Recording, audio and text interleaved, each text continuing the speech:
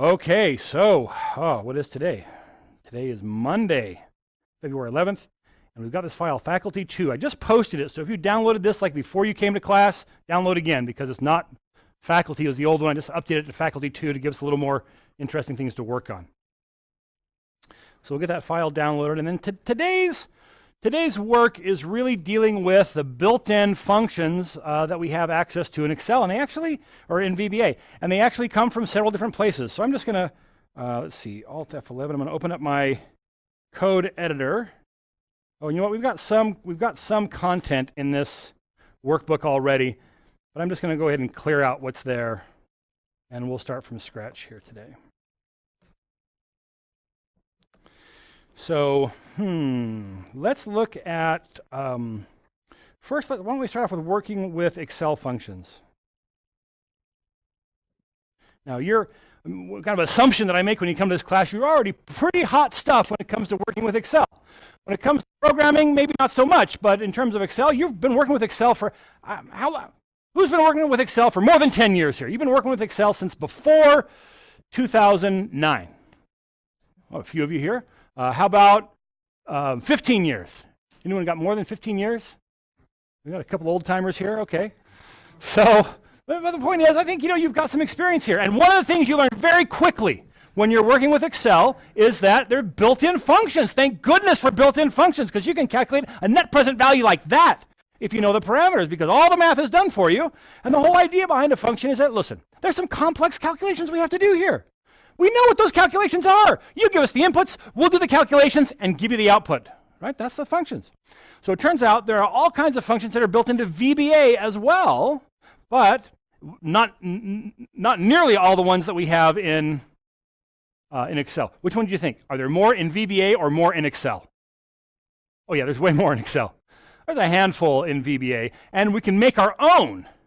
In fact, the functions that we make, they can be called from inside of VBA, and they can even be called from inside of a formula that I'm making in Excel. So we're going to see how to do that, but we're just kind of getting started with that today, and we'll spend next time that we get together dealing with creating our own functions. We'll probably maybe kind of get one started today. But first, how do we access all of Excel's built-in functions? Whew. And here's how we do it. So it turns out there is an object that is a property of the application object. So I can say application dot worksheet function. And that object has lots of methods. And the methods are the vast majority of the functions that are built into Excel. And so, what's one of your favorite functions inside of Excel? I know it must be the random between function. I don't know if you ever use it, but it's kind of an easy one to do an example with. So rand between, you give it two numbers, it gives you a random number between those two numbers. And I think it's got to be integer. You give it two integers, and it returns a random integer between those. So I'm going to go between 1 and 100. Well, let's see, and I better do something with that, so I'm going to print this. Debug.print, and I'll run that. And apparently macros are disabled in this workbook. So I'm going to save this if I can. Maybe I'll just copy that. I'm going to close and reopen. Don't save the changes. Open that one again. Alt F11. Hopefully I copied that. Now let's try that again. I don't need two option explicits, of course. Yet one more time. Oh, well, that's neat. It's actually only supposed to be worksheet 4 function. Actually, worksheet no function. There we go. Okay. So now each time I run this, it's going to give me a new random number between 1 and 100. Very handy. Okay. So, what are some of the other functions that you're familiar with? There's a whole list of them here. How do you know which ones there are? Just start typing and you'll get the list. Worksheet function dot, here they are. How about if I just want a random number between 0 and 1? Anyone know that function? Yeah, it's just called rand. So let's go there. So I'll type R to get to rands. I got rand array, rand between, rank. Hey, hold on a second. Where'd it go? QRA. Rand array is the closest I got?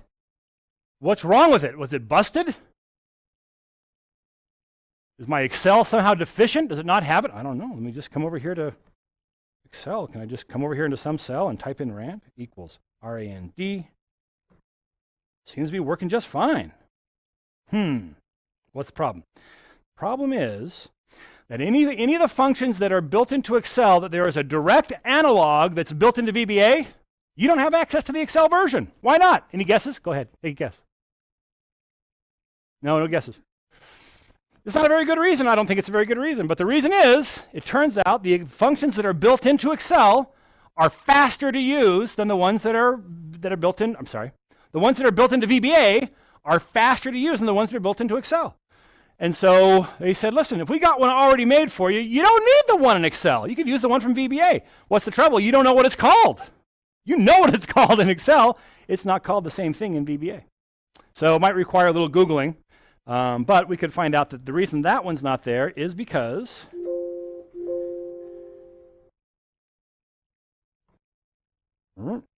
there's one built into VBA. I'll just do it in the immediate window called RND. And does exactly the same thing. And so if you ever think, oh, I need this function, and you go, oh my gosh, it's not there in the list. What do I do? Google and find out what it's really called, because there's another one with a similar name. Go ahead.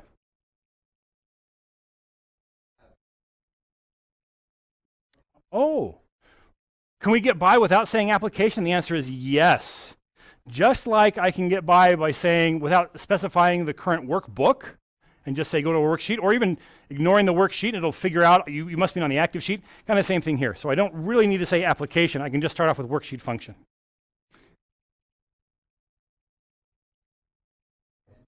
Ah, okay, so this will, let's check and make sure this works. I'm going to comment this one out. Then we'll address that question. Yeah, so that one's working just fine. But now, could we just go to rand between? Oh, wouldn't that be nice? And the answer is no, it has no idea what rand between is. Because it doesn't belong to VBA. It's not part of VBA. It's part of an object that's built into Excel called worksheet function. There's an object called worksheet function, and it's got methods. I don't think it even has any properties. Let's take a look. I'm coming here, worksheet function, dot. I'm seeing, oh, there's a property. What was it? Oh, what application it belongs to. Oh, big deal. Yeah, and the rest, oh, there's another one. Did you ever want to get access to the creator? There it is. There's a property right there. That's pretty good. Whoa. I knew there was a lot of power in VBA, but yeah. Okay. So, yeah, that's how you get access to. So that's one place that you can get to functions. Is all those that are built into Excel, most of them, you've got access to right through VBA. You just got to get to the right object and then call the right method. Okay. So there's one. Another place that we can have functions available to us is just right inside any other object. So many of the methods that are built into objects that we use are functions, meaning it's a block of code that goes and executes what a method does, right? It's an instruction that object knows how to do, but if that method returns a value, then it's a function as well. So there's lots of other functions built into other objects. We're not going to look at any of those today. There's still yet another place, and these are functions that are built into Excel. So let's look at a few of these now. So I said built into Excel. I meant to say built into VBA. So sub VBA functions. And some of these are like mathematical functions. Let me just do a debug.print.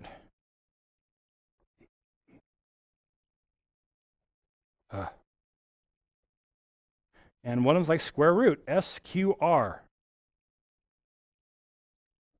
And put a number in there, 622,521. So that should print the square root of 622,521. 622, I got the 5 again. 622,521.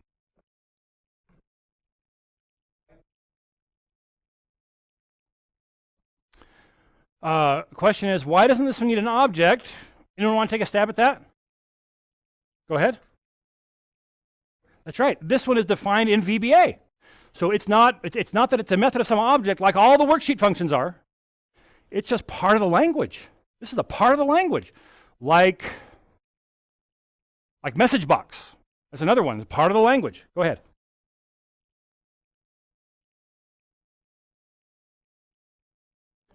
Oh, let's give it a shot. If what I told you is true, then there should be no worksheet function.sqrt. Let's find out. How is it over here? SQRT, yeah, square root, and 622521. Yeah, so it's square root there, but I don't think it's going to be here. Debug.print.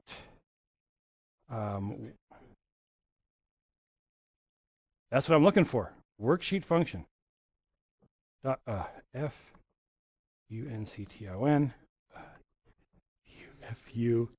F-U-N-C-T-I-O-N. I put the fun in function. That's the truth.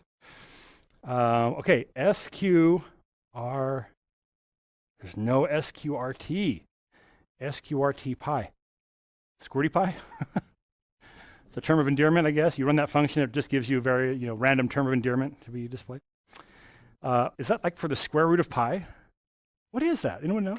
Someone Google that. What function is that? I don't know. Yeah, but it's not here. Why isn't it here?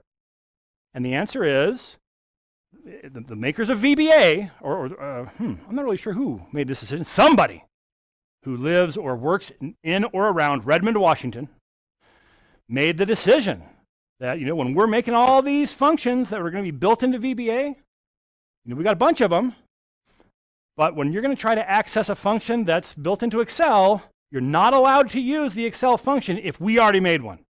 Well, kind of like a little turf battle. Like on the West Wing, you got the VBA developers. Over on the East Wing, you got the Excel developers. And they're saying, we're not going to let you use our functions. No, you can't have those. Something's going on like that. Yeah, it seems like a really strange and arbitrary thing to me. Why not? Let me use the square root function. So it's not quite as efficient. Big deal. I know it. But that's a restriction that you have.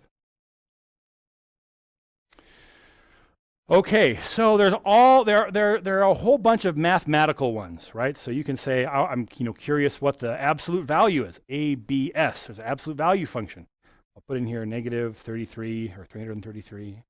And that'll, of course, then put me the absolute value of that. And you can look for, if you just kind of Google VBA functions, there's a bunch of them. What else can I think of off the top of my head? I can't think of very many. So, but there's a lot of mathematical, sine, cosine, a lot of kind of engineering kinds of things. Those are there as well. But then the ones that we're going to probably spend most of our time on today is going to be functions for manipulating strings. This is one thing that VBA really is pretty good at. So make another sub-procedure here called string functions. Where's my chair?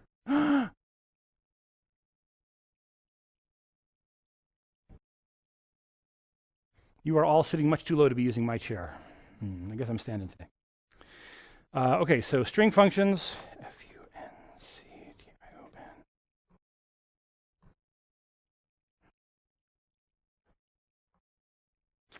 All right. So let's just go ahead and look at a few of these. In fact, let's do this. I'm thinking that I would like to just kind of work through these faculty names kind of to start off here. So in B, on our first sheet, list 1, we've got a list of faculty names kind of starting in A2 and going how far down? Hold down arrow. 298. I think these are just the faculty from the Marriott School that I pulled off, I don't know, a couple years ago or something. So maybe your favorite faculty member is not, well, I know your favorite faculty member is here because he's on like line 4 or 5. Oh, it's line 7, of course I meant, that's me. But your second favorite might not be here because maybe they were hired after we got this started. Okay. So, actually these may not even be faculty, these could be like employees, I don't know what they are. So let's just go ahead and quick write a loop that will just kind of scan through B2 through till we run out of data. So dim R as a long integer. r equals 2.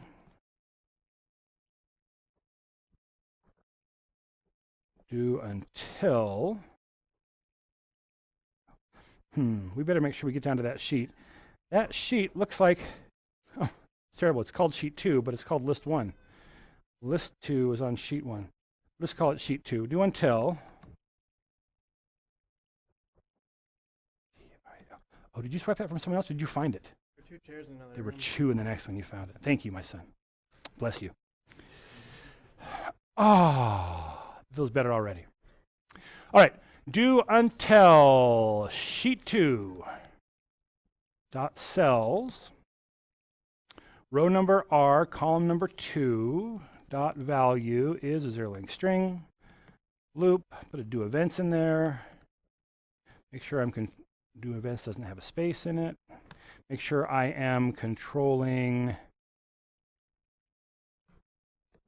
my control variable, so r equals r plus 1. And I'll just go ahead and print out what I'm currently looking at. So this should just print off the names. But where I'm headed here is to be able to do some things to manipulate those strings. Sheet 2.cells, R2, B-A-L-U-E. That looks perfect to me. What have I done wrong? Called sheet 2, it's called sheet 2, cells. Oh, thank you. I'm not telling it to do anything with it. All right. So we're printing off all of those faculty, or faculty and staff. Maybe they're faculty and staff. I don't know. Okay. So let's just do something simple first. Is I'm going to print on here also on the same. I'll just put a comma here, and let me do this. I'm going to create a variable just so my lines don't get so long with a reference to the faculty name. I'll call it fac as a string. I'll set that variable equal to that inside the loop. Fac equals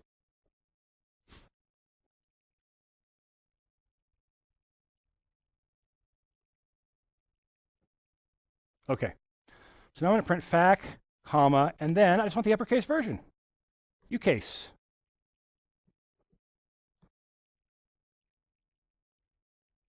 So now I'm getting the original variable plus the one that I've modified here. Whew. Now, by the way, when I call this, is it changing what's in that variable? Does this actually have any effect on this variable that I'm passing to it? No. It's just like a function like I'm calling the square root. I mean, I send some number to the square root function. It doesn't change, doesn't do anything to that number. It just uses that as input, does some kind of calculations, and sends something back.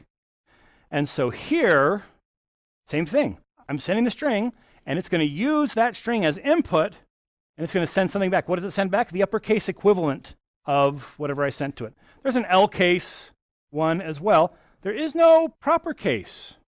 So if I had a bunch of uppercase data and I wanted to make it into proper case, again, what would I do? Excel, you Excel wizards, what function would I use? Well, there must be someone here who knows how to do this in Excel.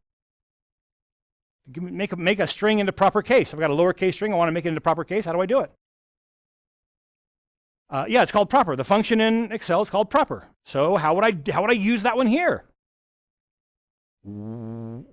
I could write one myself, but I wouldn't do that because it's already available to me. I would just say worksheet functions.proper, and I can call that one, right? That's the whole point. Okay, a little review for what we talked about these few minutes ago. Worksheet function dot whatever function I want to use. There's no U case isn't available, or there's an upper in Excel, a lower in Excel. Those aren't available. Why? I got U case and L case that are built for that directly in VBA, but there's no P case analogous. So I could actually take this. We'll just do it really quickly. Worksheet functions, or worksheet function dot proper.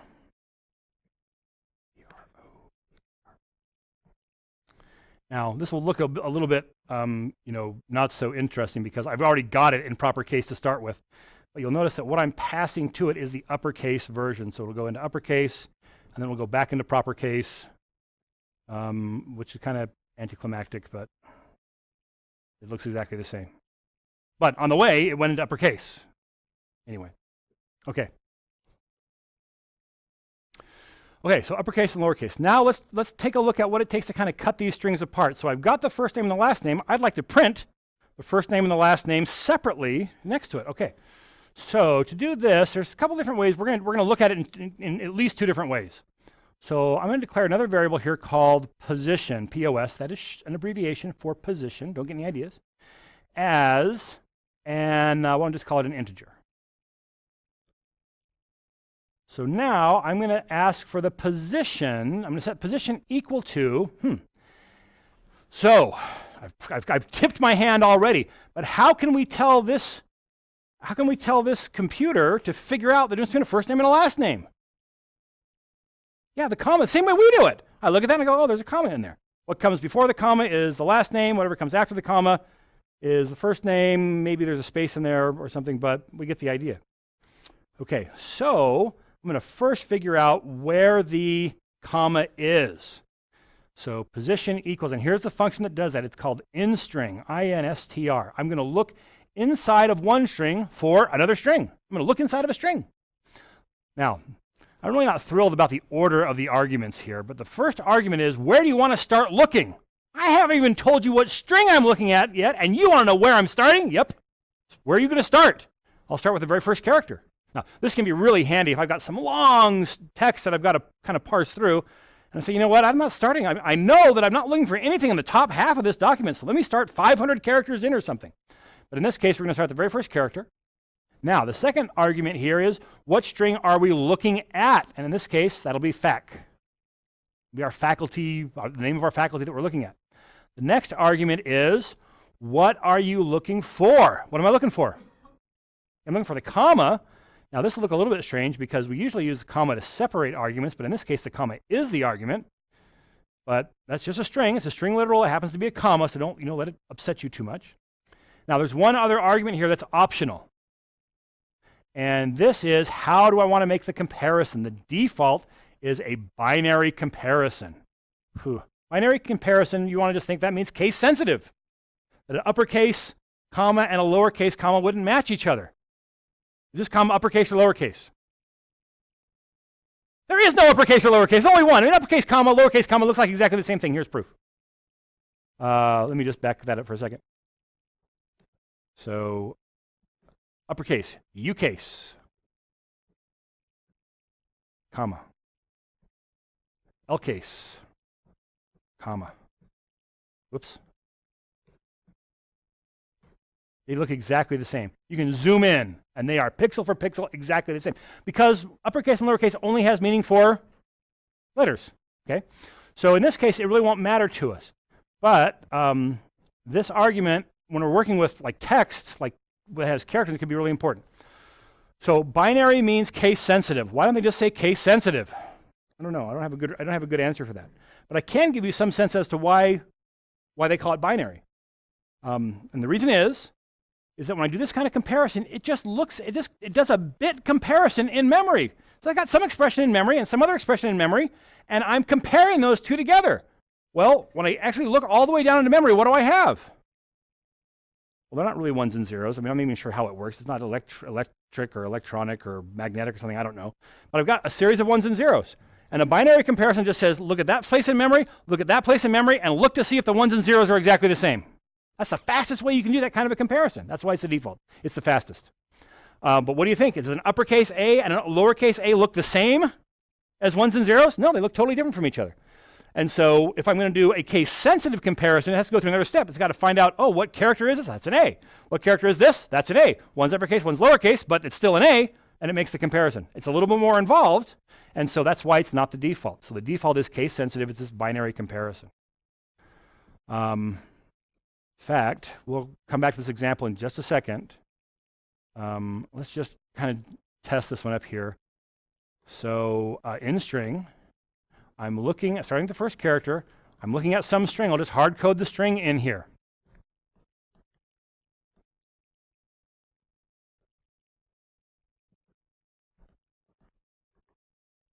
Quote from Samuel Davies. Okay. and I'm looking for sin. I shouldn't be looking for sin. Sin finds me just fine, but let me go ahead and put the sin in here. I don't need to go looking for it. So what should this return? This is going to look for this string inside of this string. Will it find it? Yeah, it'll find it. Where is it? It's going to tell us where it finds it. That's the first character. Second, third, fourth, fifth, sixth, seventh, eighth, ninth, 10th. The 10th character. And it tells us the 10th character. What if it can't find it? Let's look for capital. What will it tell us? Will it give us an error? Oh, I dearly hope it won't give us an error. It doesn't. It just says 0. That's how it says I didn't find it. It's the number 0 character. It's not here. That's how it says it. But if I, on the other hand, say this is a text compare, then it will find it again. Because now it's not looking for it in binary. It's doing the text, and so the fact that it's a different case doesn't matter. Okay, so now down here I'm getting my position established as finding where the comma is. So let's go back here and just print fac, and I'll print position right next to it. So this will go through and print all of those off. Zimbelman. Hey, something's fishy here. I'm looking at these last two, Zabriskie and Zimbelman, and the character both says 10, the position of the comma both says 10, but this comma is clearly much further over than the other comma. What's going on here? What's that? Yeah, that's right. I got a couple I's up here. They're really narrow. I got the M's. They're really wide, and so I just got wider characters. Now, your font may be not proportionally spaced, and so it may look exactly the same. But yeah, it's actually the character. If I count them over, I'll find out that's the 10th character. Here it is. Young, Y-O-U-N-G, 6. That's the 6th character. Wood, good. 4 characters, and then the comma is at the 5th character. Good. So far, so good. Okay, so now I've gone through the trouble to calculate, to figure out where the comma is. Let's print off the last name, and only the last name next. Any thoughts? Anyone want to take a stab at it? Did you do some reading in preparation for class today? I don't know. Anyone remember what the function is? Left. Okay, so this one only takes 2 arguments. What string am I looking at? Fac. And then how long do I want? Let's look at Ryan Wood. Well, let's look at his name. I don't know where Ryan is. He's a good-looking fellow, I suppose, but let's look at his name. And the position here of the comma is 5. How many characters do I want off the left? I want 4. Yeah, his name only 4 characters. W-O-O, that's 4 characters. So I'm going to put here what? Position -1. Pass -1? How about pose -1? All right, so now I should get the position and then the last name. Oh, it's a miracle. Ooh, now what about the first name? Any thoughts? I'd like to also put the first name out here. Split it out and put the first name. Lead me down the road here. What function should I work with? We use left to get the leftmost characters. We're going to use, we have a difference of opinion. I've heard right and I've heard mid. Let's try right first. So right says, look at some string, fac, same string. Length, now this is how many characters do I want from the right of the string? Ooh. What's that? Position +1, let's give it a shot. Position +1, I'll clear this off, I'll run that. I don't know what's going to.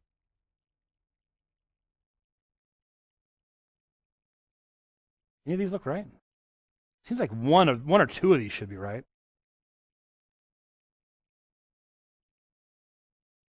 Aha! Scott Webb. Is that right? Webb Scott. Webb Scott. Ward Peter. Who'd you say? Somebody named Waters? So by coincidence, we've got some of them we've gotten right. But what's this doing? Well, those are the rightmost 10 characters. So I guess what are we going to get? When the first name is the same length as the last name, is that when the person's giving it to me? That's probably what it is. Yeah. Oh no. When the last name is 1 character longer than the first name, we get the same thing. Yeah, go ahead.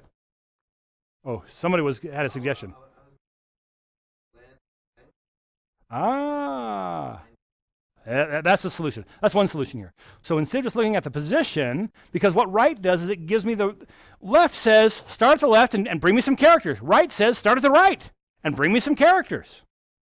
And so here, how many characters do I want to bring? Well, I want to take the length of FAC and subtract off of it the position, where the comma is. That's probably not quite exactly right, but that's going to get close.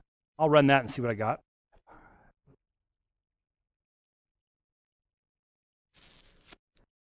I said that wasn't quite right. My hunch is that I've actually got a space in there that I don't mean to have.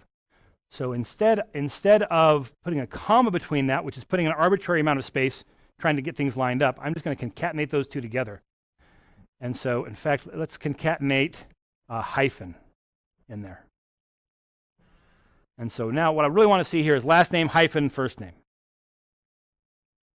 I don't know, that's very exciting, but that'll at least let me see if I've got some unexpected space in there. Yeah, so I've got a space coming here right as the front.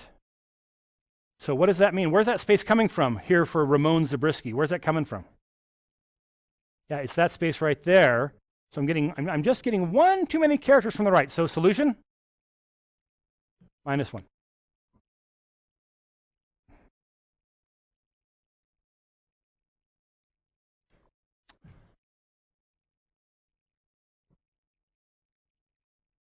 Now it looks like I've got that put together just properly. Wonderful. Okay, now that was one solution. I heard someone else throw out a different function besides the right function. What did you say? Say it again. Someone say it again. The mid function. So I'm going to copy this line. We're going to back off everything we did with right, most of it, and I'm going to change it to mid. Okay. Actually,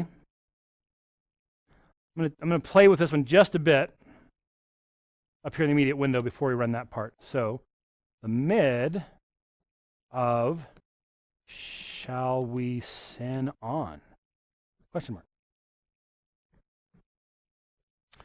Okay, and now I want to get this word we.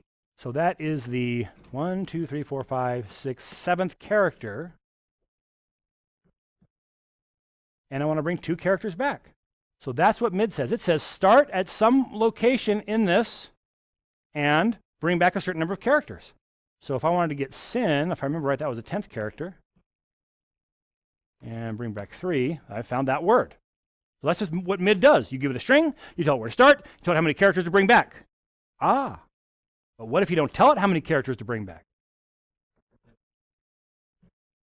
Yeah, it just starts at 10 and it brings everything. You didn't tell me, I don't know where to stop. I'm just going to keep going until I reach the end of the string. And so that's what we're going to do here.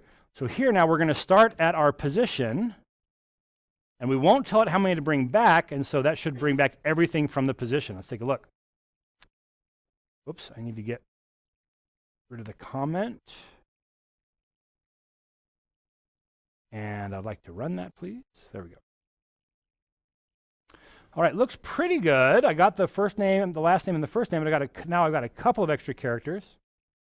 I've got the space and I've got the comma, because in this case, the comma is the 10th character, and I said start with the 10th character. So what should I be saying? If I say +1, I won't start with the comma, I'll start with the space, so I want +2. And so that should get me back to where I was with the right and the length. Mid's a little simpler because it doesn't require a separate function call. I just have to adjust my position a little bit. Question in the back.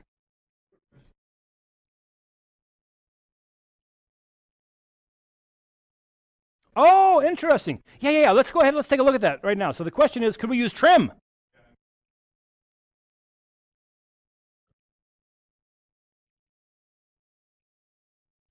Oh, interesting. I'll tell you the answer to that. It's really neat when you ask a question that I happen to know the answer to. It happens from time to time. We'll cover it right now. Okay, So I'm gonna reverse these out, and I'm gonna repeat the question. So the questioner, our caller has said, could we use trim instead of subtracting 1 off here? So let me go ahead and do this. I'm gonna back the 1 off, the -1 off, and run it again just so we can see what we get. And what we have is we have this space that we're trying to get rid of. Now, our last solution was to say, you know what, let's just not pick up that space.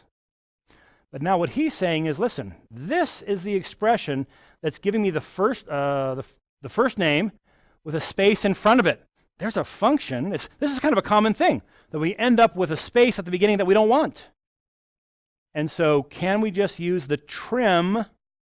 That's what it's called. It's called trim. Trim takes off on leading and trailing spaces. So I'm going to wrap a function right around that. I'm going to call trim right here. And I'll wrap trim around that. So what's inside these parentheses is bringing back the first name, but it's got a space in the front. Fortunately, what trim does, it takes off leading and trailing spaces. I don't have any trailing spaces in this case, but if I did, they'd get rid of them. So now that should correct the error. That's the first half of a multi-part question. String functions. And so that has gotten us back here to get rid of that space. Now, here's the other question. There's a function over here. You go ahead, I'll just adjust myself. I'll put a bunch of spaces on the front of my name here. It's great, it's wonderful. Now, I'm going to come over here on my same very line. And I'm going to call trim. There's a trim function right here. So far, so good. And close the parenthesis. But now what I'm going to do is I'm going to lay some other space. So that looks pretty good. Did it trim them off? Yeah, so far, so good. Looks pretty good. But now I'm going to put a bunch of spaces in the middle here. Here's where I hope I remember this right. Yeah. Okay, so now if we look between... there it is. So now I've got a whole bunch of spaces in the middle and a whole bunch of spaces at the beginning. I'm going to take the same expression here. In fact, maybe we'll just take a look at this over here as a worksheet function. Oops. Escape. Okay. So I'm going to trim this.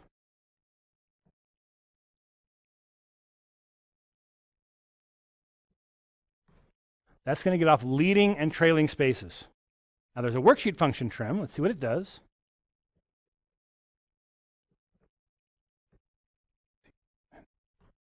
That brings you back something different. Worksheet function trim says it's going to take off leading and trailing spaces, and it's going to collapse spaces that are inside the string. If I got a bunch of spaces together, it's going to shrink them down to a single space.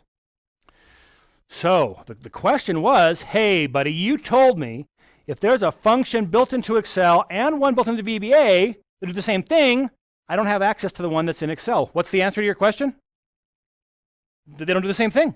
They happen to have the same name, but they don't do the same thing. They're similar, but they don't do the same. Yeah, go ahead.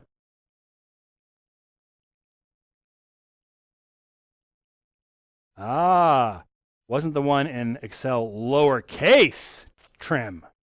And the answer is, in the names of functions, case does not matter. Works just fine there. Now over here, what it would do, I don't know. Would it correct it and actually put it? Oh no, it was all caps. I'm going to put a small I in the middle. Boop. Works just fine. And oh, but it capitalized it. Yeah. So so here Excel is going. Listen, don't be giving us kind of funky capitalization in the functions. There's no lowercase trim something. It's putting them all in uppercase for me. I don't know if I like that. I wrote it with lowercase on purpose and it fixed it. I don't know. Okay. So that's the answer to the question. You don't do the same thing, and so you've got access to both of them. Okay. So that's trim, kind of another way to tackle that same problem. All right. We're going to look at yet another one. This one is fundamentally different. Those two that we just did, dealing with first name and last name, similar. This one is way different. So if so far you've been thinking, you've been listening and going, yeah, I totally got this. This is easy. I'm going to check my email. Come back to me, my child, because this is going to be different. I want, your full attention here. In fact, I don't even need position for this one. Whew. Okay, this one, and the reason this one is a little more difficult is because there will be a certain amount of hand waving involved. Because what this function returns is something we haven't taught yet. It's different. So far, all the functions we've looked at today so far have returned either a number or a string. This one returns several strings, not just one, a bunch of them. That's the technical term. It returns a bunch of strings. Actually, the technical term is an array of strings. We are going to spend time in this class talking about what an array is. You'll be comfortable with arrays before the final, hopefully. But today, we're just going to kind of work around the array until we study it a little bit more. But here's the function. The function is called split. I'll work it up here first, and we'll integrate it into the code. Split. It's really powerful, and it does great things. I start off by giving it a string that I want to split. I then tell it, what do I want to split this based on? What should we split this by? Yeah, I'll just split it by comma. Now, what that function does is it says, take this big papa string and cut it up into little baby strings based on the position of whatever delimiter I told it here. And so in the string that I'm parsing, I've got one comma, and so this should give me back two strings. If I had more commas, it would give me back more strings. And so here now, I'm going to, here's the problem. I can't just, if I try to print this, I'm going to say there's some kind of error here. That's because this hasn't returned a simple thing. It's returned a whole array of strings. I got to tell it which one I want. I want number 1. And that brings back gov. Oh, what's the problem? What's going on here?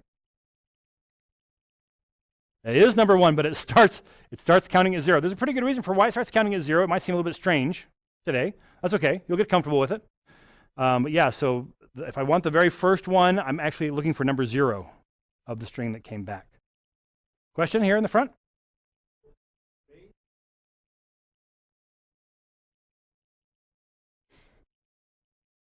Oh yeah, so what you're saying here is that when you're indexing, you're kind of looking at the index of something, an array, as you've seen now here, a little glimpse of arrays, we'll spend 2 days on it coming up, coming soon to a lecture near you, but they start counting at 0, that's correct. But when I'm looking at strings, the very first character in a string, for all these functions we're working with, is character number 1. That's correct, yeah. So VBA has kind of an identity crisis here. Some people say we should start counting at 0. Some say, no, start counting at 1. And they didn't ever agree with each other. And so, yeah, sometimes it's 0, sometimes it's 1. But that's why you're going to get paid the big bucks, so you can remember which ones start at 0 and which ones start at 1. Not for the faint of heart. Now, if you look at the way this print, let's go back to print number 1 here instead of number 0. What's a little bit different about the way the number 1 prints than the number 0? Yeah, the space. Why is the space there? Because I'm delimiting based on just the comma. But if I add in here a comma and a space, it'll go, oh, that's what's separating all the little baby strings. And so now it'll bring back that without the space on the front of it. So I should be able to come in here and split fac based on a comma, bring back the 0th one, concatenate onto that my hyphen, and concatenate that onto the same thing again. Oh yeah, it should be a comma and a space. It might be hard to see that space from way back there. I'm going to darken that space in for you so you can see a little bit better. Comma and a space. And that should now run and give me the same thing that we had before. Now this is a little bit inefficient, not a big deal, but here I'm actually going through the work of splitting this twice. I call the split function, and it has to chop that string up, and I pick just one of them, and I throw the rest away. And then I call it again, it chops that string up, and I pick the next one, and it throws the rest away. It's possible for us to have an intermediate step where we capture that whole set that it sent back. It chopped them up, and it gave me a set, an array of strings. We could catch that and then we wouldn't have to keep chopping it. We could just refer to it by its position. But we'll do that once we learn more about arrays. Go ahead. Oh, yeah, it's printing the same thing. I wasn't even paying attention. Thank you. So that should be the number 1, and let's run that again. I don't think I have to trim it because I use the space as part of the delimiter. So it's actually saying split based on comma and a space. And so that comes out as a delimiter and leaves just the names behind. Oh, delightful. Questions?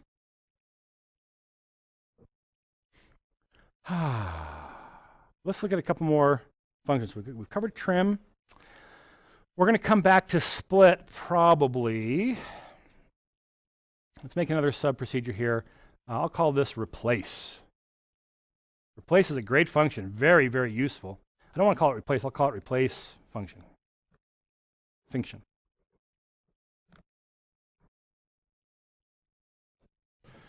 Okay, so now, here's what I'd like to do. I have another way at getting this at this same thing. So it happens that what I'm doing here is I'm just converting the comma space into a hyphen. And the way I've been doing it before is kind of parsing this off, getting just the first name, parsing that off, getting just the last name, and then gluing that back together with what I want in the middle. But there's a kind of a shortcut to it. So I'm going to copy this. Should have copied the whole function when I started. I'm going to copy the guts out, paste it in here, and get rid of all my debug.print. I don't even need position anymore for this one.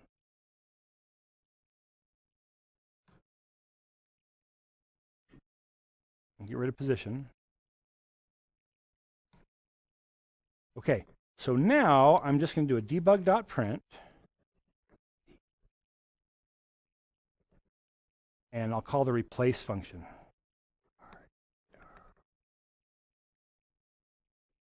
Replace function takes minimum 3 arguments. The first one is, what string am I looking at? In this case, the faculty's name.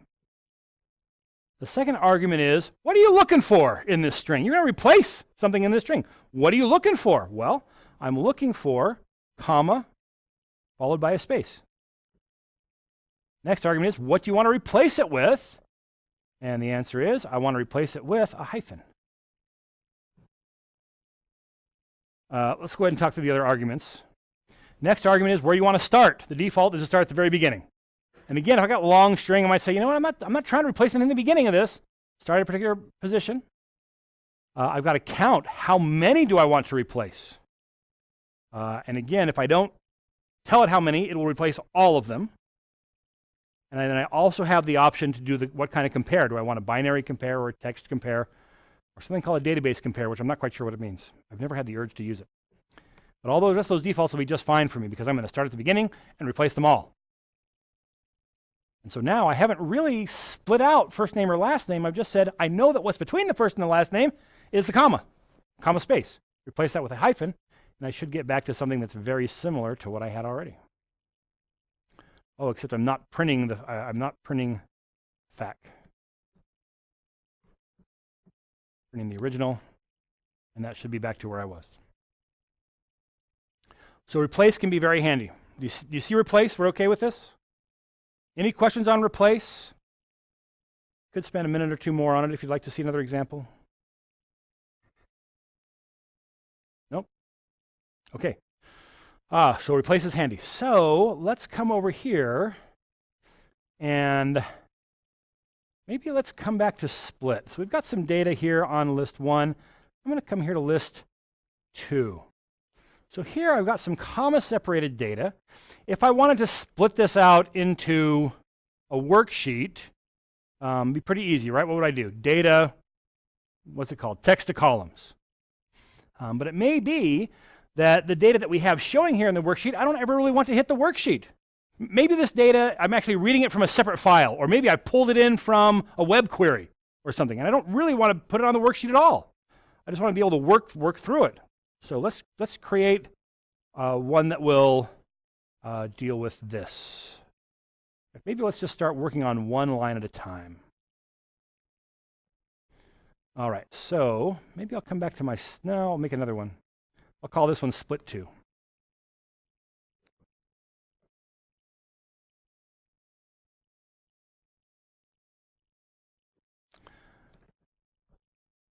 All right, so let me get myself a data line. So dim data as a string.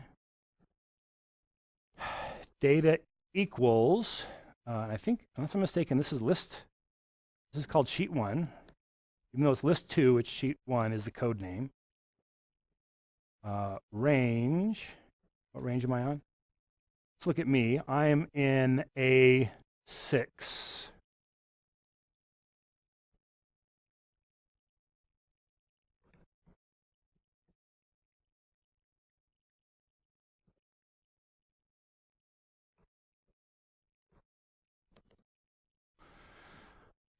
And now debug.print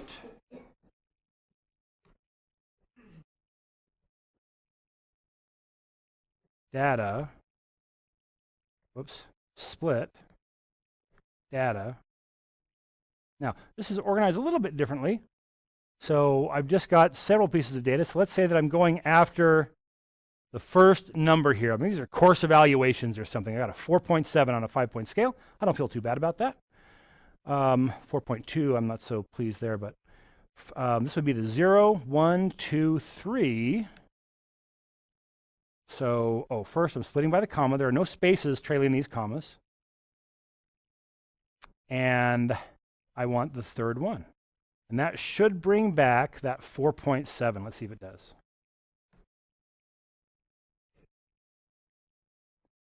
Yeah, should be sheet. No, I think it's sheet 2.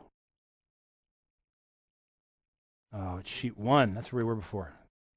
Yeah, it's sheet 1, which is list 2. There's that 4.7. Okay, so far so good. But let's take a look. So comma delimited data it's a pretty common way for us to work with data. But what's the problem with comma delimited data?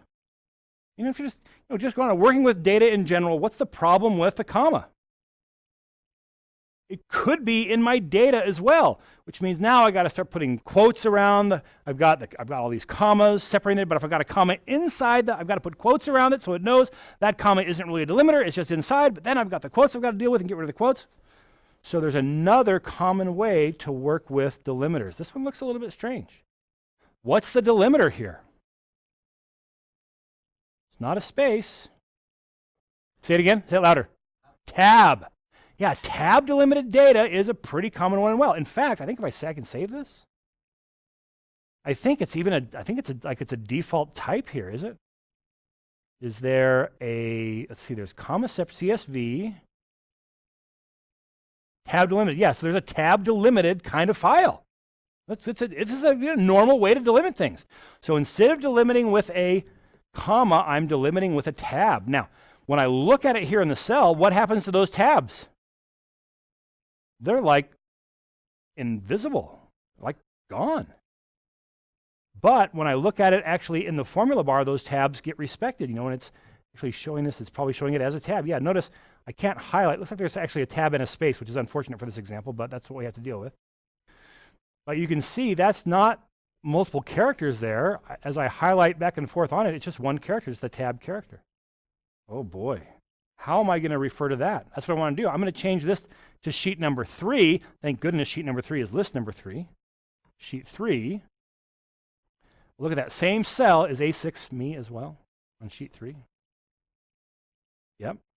It looks like the same data. But how about, oh, so here's the great thing. I'm going to come right here and I'm just going to hit tab. Oh, you know what? That might work. Actually, I don't think it will work. Because now, when I come in here inside these quotes and I hit tab, what has the editor done to that tab?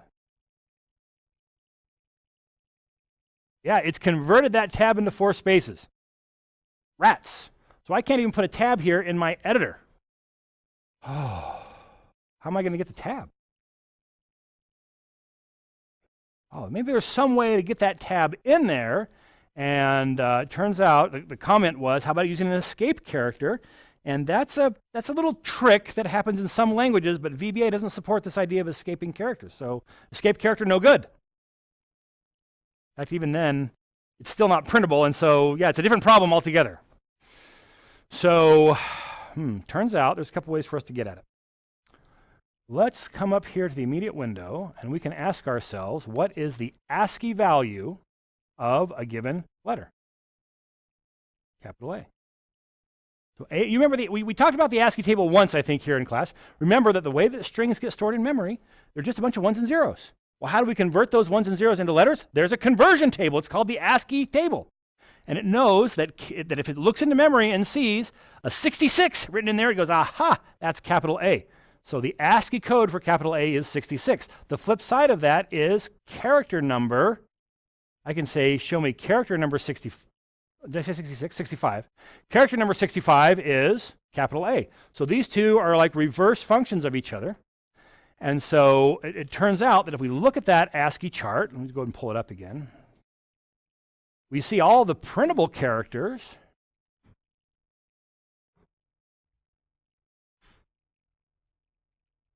Right? Here's capital A over here, 65, can't quite see it.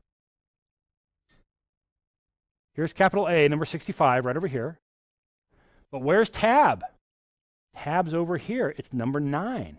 All the characters smaller than 32, 32 is a space, all the characters smaller than 32 are control characters.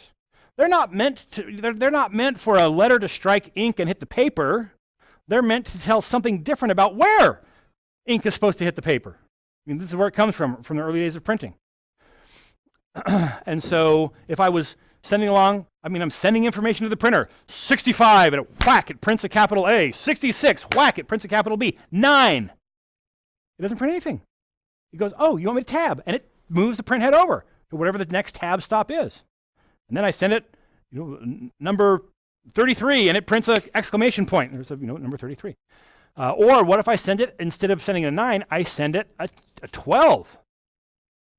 Just printing an A, whack, print a B, print a C. I send it 12, what does it do? Yeah, a line feed, it advances the paper, one line. I send it a 13, it doesn't, whoops, it's not supposed to clap on 13. What does it do on number 13? 13's a, no, you're looking at the octal version 13, we need the decimal 13. Which is right here. Did I say 12? 10 was I was looking in the wrong place too. 10 is the line feed. 13 is the carriage return. It just says, hey, you print all the way across the page, send the carriage, the print head back, and go back. So all these codes that are below 32, they're not meant to put ink to paper. They're just meant for control characters. One of them, for crying out, is the backspace. Number 8 is the backspace, or number 7 is the bell. That's great. It's just supposed to ring the bell. That's what it does. So, So any characters that are down there, we have a hard time working with, but we can always refer to them this way. So how would I refer to the tab?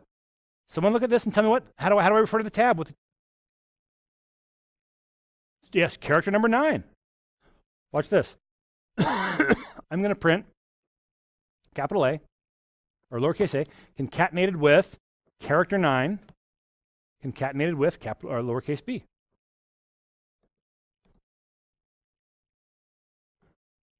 And it has printed, it's actually converted those into several spaces. That's what this editor does. But it's taken that character number 9 and said, oh, you want a tab. Okay, so now I'm going to split this based on character number 9. And that now should bring back that same 4.7. It's looking at a different sheet now that's tab delimited instead of comma delimited. It's a little more tricky because I can't see the character, but I can still get at it if I can figure out what its code is. Sometimes when I'm encoding data, to send, from one place to another, I'll encode it as character number 7 delimited because no one uses the bell. There's no text in the world that says, ring the bell at this point. And that's what that character number 7 means. Go ahead. Oh, there might be. So I might actually be getting a space here. Let's split that, and let's also actually look at the length of this as well. The length, I'm just going to duplicate that same expression in here. So it's 4 characters, but wait, I only see 3 characters. I see the 4, I see the comma, and I see the 7, or the decimal point, and then I see the 7. And it's because there's a space there on the front of it. Let's watch this. Instead of asking for the length, let me ask for the left of that one character. And instead of actually printing the character, I want to print the code of that character. ASCII value of that whole expression. Oh, it's getting ugly. And that's telling me now, that's character number 32. What's character number 32? The decimal version is 32. It is the space. And so, yeah, it's got a space in the front. So your question was, what if there's a space? The answer is, there is a space. Now what do you want to do with it? Trim it. So if I want to get rid of it, I can just trim. That's one way to do it. So that will get rid of that. It'll still show the 32 because I haven't trimmed it over here. And now that should get rid of that trim in front. Yeah, there's no longer a space in front of it. I'll get rid of where I'm printing the character. But the other option, we could do just the same thing that we did before. Instead of trimming it afterwards, we can come in here, and we can say, we've got character number 9. But it looks like right after that character 9 was a space. We could concatenate on a space, and that should get rid of it. Ooh. Oh. What's going on? Why did that turn to 4.2? Truth is, I wasn't expecting it. I know what's happened, though. What's going on? Let's go look at the data. Let's go find me. Right here. That's picking up the next number. It means that somewhere between here, I've got a tab but no space. Looks like right there. There's a tab but no space. Here, I'm guessing I got a tab and a space. Yep, tab and a space there. But this one's got a tab and no space. So when I split on tab and no space, tab and a space, this one doesn't get split because there's only a tab between it. And so if I look at the number 0 here instead of the number 3, that's going to bring back those first two. The first two fields, because that one's not split by the comma. So I think in this case, because some have the comma and some don't, some have the space and some don't, none of them have a comma, it's a tab. I'm probably better off to split it by the tab and then trim it afterwards. Questions? What do you think? Is that little difference in the data, is that something you should expect to run into in data that you're getting from somewhere? Oh yeah, it's always going to be something you weren't expecting. Okay, one more thing I'd like to do to kind of get us started creating our own functions. Have I shown you every string function? No. Every numeric function? No. But for strings, I've given you the basic ones that we're going to work with in this class, and it really will get you a long way in general. Now let's create our own function to do something that there's no built-in function for. So we've talked about where these functions can be. They can be built into Excel. They can actually be built in as methods of other objects. They can be part of the VBA language. And now we'll see yet another place, and that is we can create our own. This will be the topic of our lecture on Wednesday. But let's just take a little sneak peek at it right now. So we've seen the trim function, which will trim leading and trailing spaces. But it does not trim leading or trailing other non-printable characters. So if I've got some tab, if I have leading tabs, or what if I have leading carriage returns, trim isn't going to touch them. So let's take a look at how we might do that. So every time we've made a block of code so far, we've started with the keyword sub. Not anymore. Now we're going to start with the keyword function. All these procedures we've been making before are called sub-procedures. We are now making a function procedure. Seems like a weird way to say it, but that's the lingo for it. We're making a function procedure, and this is going to be like trim, only more powerful. I'm going to call it super trim.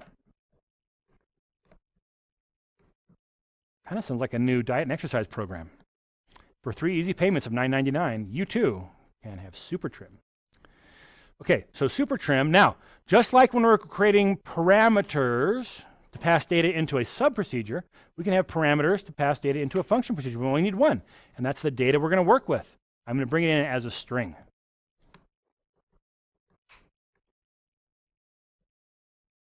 Now, unlike sub-procedures, which are just blocks of code that go and run, function procedures are blocks of code that go and run, but when they're done, they send a value back to where it was called from, right? That's the whole point. We call a function the net present value function. I send a bunch of values. It does some work, and it sends me back the net present value.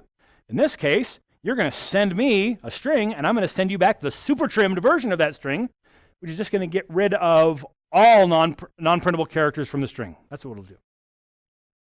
And so we now give a return value to the function. What will this function return? Will it be an integer? Will it be a long? In this case, it will return a string. All right, we've got 7 minutes to create this function. I believe we can do it. So I'm going to declare a few variables up here. I'm going to need x as a long integer. I'll need some way to kind of count through every single character in this string. I got to look at every character and decide if it's a keeper or not. I'm going to probably write that into a little variable called one char. Once I find it, I'll have to do several things with it. As a string. And just kind of a little peek here. This is not something I'm going to test you on, but it turns out strings, when you make them, are variable length. Meaning whatever you try to put into them, they'll just expand to hold it or contract to use no extra memory. But that comes at a cost, 4 bytes of overhead, because it has to keep track of how long the string is. In this case, I'm telling it this string's only one character, so there's no overhead. The interpreter knows it's only one character, it doesn't have to keep track of how many characters it is. So this it's a strange syntax, but when I declare the variable, I can say *1 or 2 or 12, however long I want it to be. Let me also dim temp as a string. And we'll see what we need that for in just a second. Okay, so a little loop where x equals 1 to the length of my data. Next, my one char is going to equal the mid of my data, beginning at x. So the mid is going to say I only ever want to bring back one character. I'm always looking at data, but each time through this loop, I'm going to start a different place. The first time through the loop, I'm starting at character number 1 and bringing back one character. That's the first character. Next time through the loop, I'm looking at character number 2 and bringing back the first character, or bringing back one character.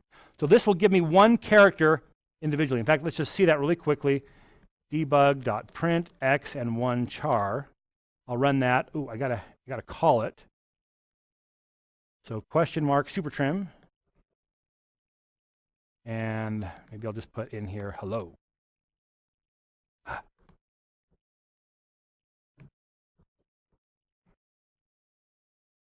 And now I'll run that. And you can now see I'm dealing with those characters one at a time. So my next step is just going to say, hey, let's just look at each one of those and decide, is it a keeper? If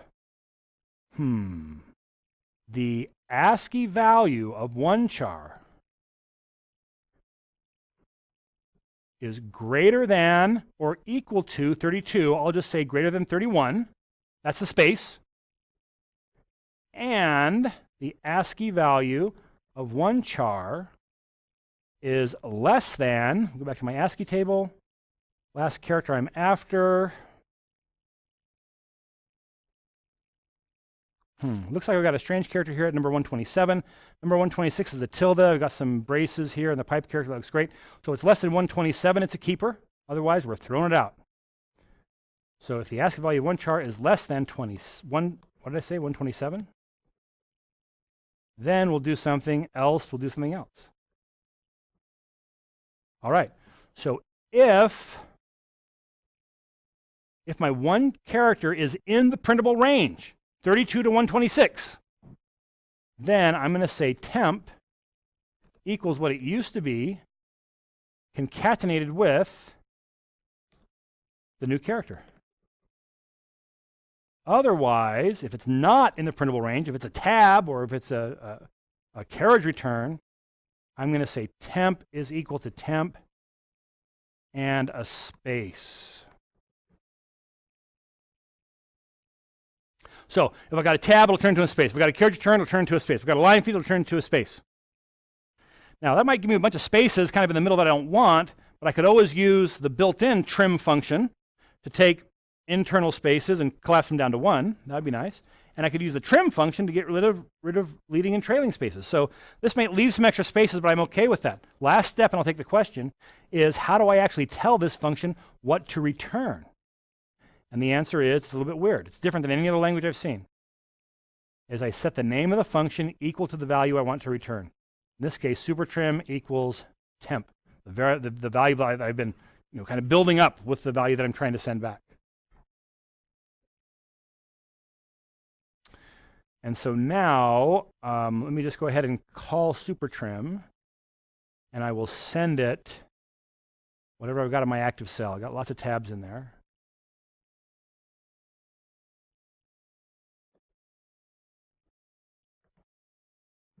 Active cell.value.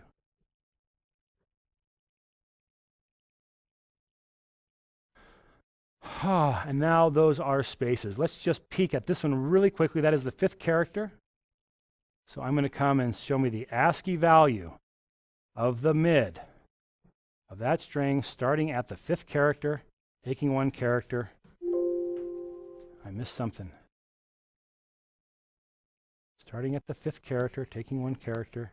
And that is character number 32. So that you're seeing right there is no longer a character number 9, it's a character 32 because supertrim said if it wasn't in the range, 32 to 126, replace it with a space, and that's what it did. Okay, next time we get together, we're going to get more comfortable building our own functions. This is just a sneak peek and an example that used some of the stuff we worked on today. Questions?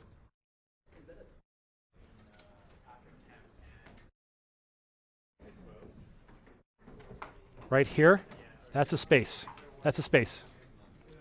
All right, thanks for coming, folks. Class dismissed.